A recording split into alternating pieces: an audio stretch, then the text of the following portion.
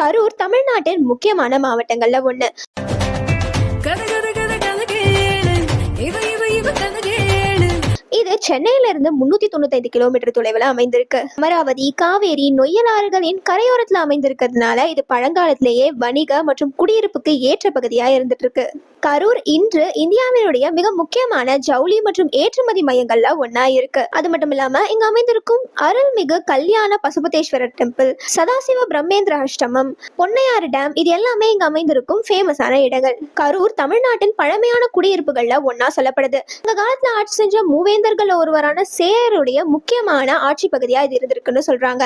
தமிழனுடைய முக்கியமான காப்பியமான சிலப்பதிகாரத்துல சேர மன்னர் செங்குட்டுவன் இந்த இடத்தை தான் வந்துட்டு முக்கியமான ஆட்சி பகுதியா வச்சிருந்ததாகவும் சொல்லப்படுது. பின்னர் இந்த பகுதியை பாண்டியர்கள், சோழர்கள், விஜயநகர பேரரசர்கள் இவங்க எல்லாமே வந்து ஆட்சி செஞ்சாங்க.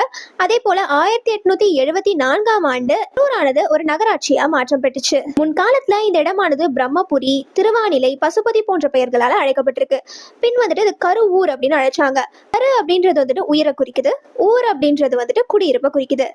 இந்த பெயரானது புராண காரணங்கள்ல பிரம்மரோட தொடர்புடையதா இருக்கு. பிரம்மன் முதல் உயிரை படைத்த ஒரு புனித இடம் இந்த ஊருக்கு வந்துட்டு கருவூர்னு பெயர் வந்திருக்கலாம்னு சொல்லப்படுது.